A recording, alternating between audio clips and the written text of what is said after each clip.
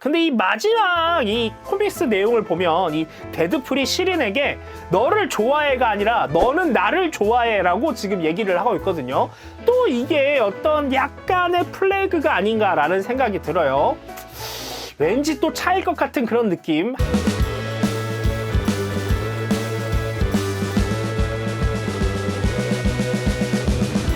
여러분 안녕하세요, 반갑습니다. 우리입니다. 오늘은 지난 시간에 이어서 데드풀 9번째 시간입니다. 지난 시간에는 벤시와 시린과 함께 블랙톰과 저거너트와 싸웠던 이야기를 했습니다. 그러면서 시린과 약간의 로맨스 기류가 흐르기도 했었죠. 마지막에는 킬브루 박사를 데리고 사라지면서 이야기가 끝이 났습니다.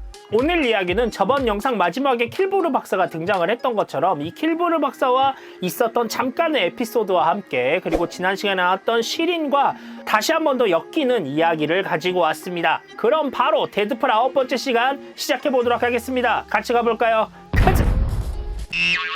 데드풀은 킬브루가 너무나 필요한 존재였지만 그가 자신을 만지게 하는 것을 참을 수 없었습니다. 표면적으로는 자신의 이익을 위해서라고 하지만 킬브루의 실험실 내부에서 테스트와 주사를 맞는다는 것 자체가 너무나 충격적으로 다가왔고 감당할 수 없었기 때문이었죠. 그렇게 데드풀은 킬브루를 버리고 다시 마주한 과거에서 도망쳤습니다. 이러한 일로 인해 데드풀은 과거에 나쁜 짓을 했던 때로 되돌아갔고 바네사가 자신 없이는 계속 나아갈 수 없을 거라 생각합니다. 그래서 바네사와 그녀의 새로운 남자친구 케인을 샌프란시스코까지 추적해 그들은 물론 그들의 행복까지 짓밟으려는 매우 유치한 짓을 하려고 했습니다. 그의 행동은 원래 웨폰 X였던 울버린에게 방해받아 중단되었고 데드풀은 목표를 달성하지 못한 채 곧바로 도망쳤습니다. 레거시 바이러스가 창궐하고 그의 재생세포 구조가 이 바이러스의 치료법으로 알려지게 되자 웨스트가드 박사와 과학자팀이 부유층에게 판매하려고 그것을 탐냈습니다.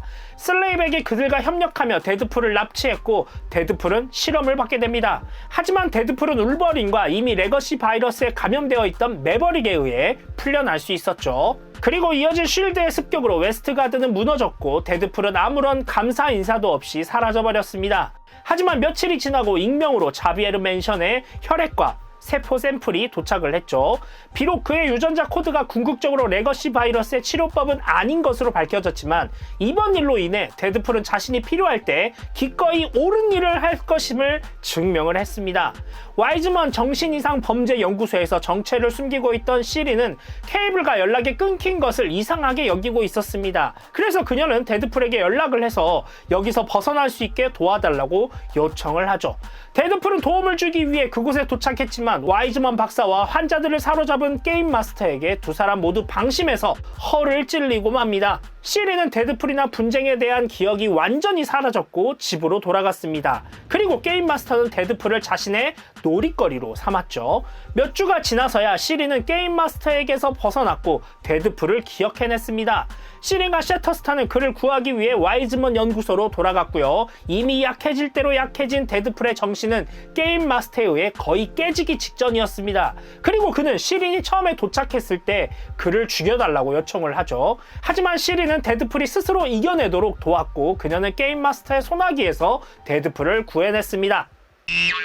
오늘 데드풀 9번째 시간이었습니다. 오늘 이야기에서 보면 이제 데드풀이 킬브루 박사에게 치료를 받는 과정에서 옛날에 트라우마가 건드려지면서 과거로 약간 이제 돌아가는 그런 모습들이 보였고 다시 이제 정신을 차리고 언제든지 히어로의 모습으로 돌아올 수 있다라는 어떤 그런 여지를 남겨두는 모습을 볼 수 있습니다. 그리고 다시 한 번 더 시린과 만나게 되면서 같이 이제 사건을 해결해 나가는데 시린에게 저번보다는 좀 더 강한 로맨스의 기류를 엿볼 수 있습니다. 근데 이 마지막 이 코믹스 내용을 보면 이 데드풀이 시린에게 너를 좋아해가 아니라 너는 나를 좋아해라고 지금 얘기를 하고 있거든요.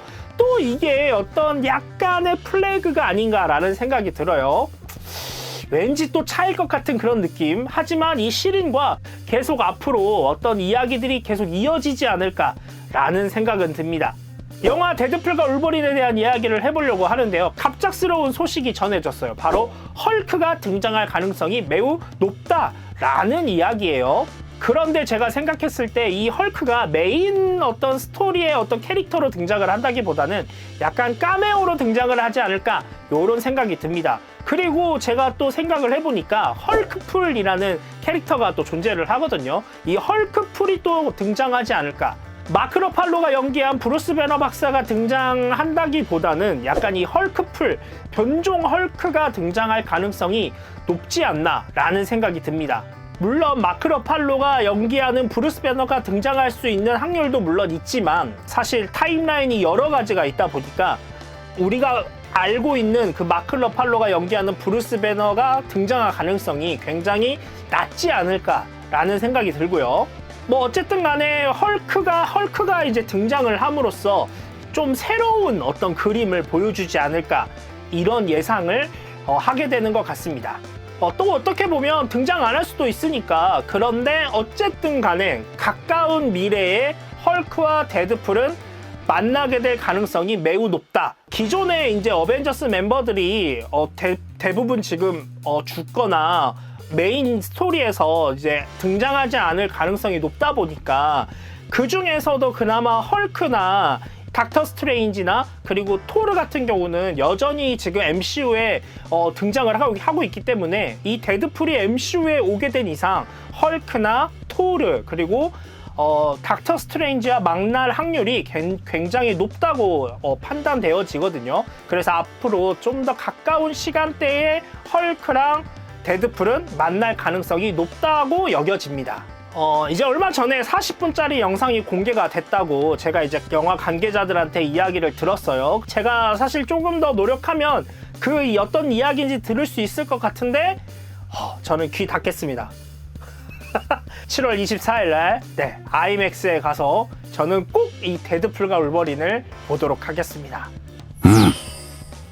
다음 시간은 데드풀 10번째 시간이고요. 제가 늘 여러분들한테 원하는 게 있죠? 구독과 좋아요 눌러주시면 감사하겠고요. 다음 시간에 또 다른 영상으로 찾아오도록 하겠습니다. 여러분 안녕.